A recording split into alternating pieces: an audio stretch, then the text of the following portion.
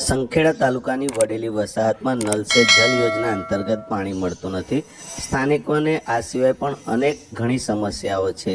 આવી સમસ્યાઓ અંગે સ્થાનિકો શું કહી રહ્યા છે, આવો આપણે સાંભળીએ।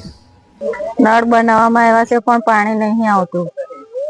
3-4 વર્ષથી પાણી નહીં ચાલુ કરતા। અત્યારે તમે પાણી ક્યાંથી લાવો? હેન્ડપંપેથી ખેંચી લાવીએ।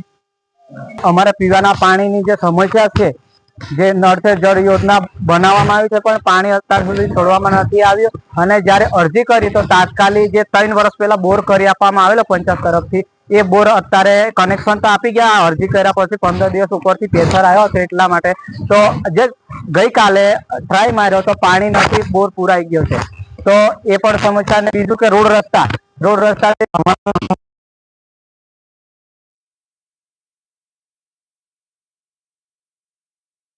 મૂકવાના છે, કેમ કે આટલા વર્ષોથી આ મુકતા આવ્યા છે। અમારે 40 થી 35 વર્ષ થયા અને આવાસ તો એક મંજૂર કરવામાં ફાળવેલો નથી અમારા ગામમાં 40 વર્ષથી।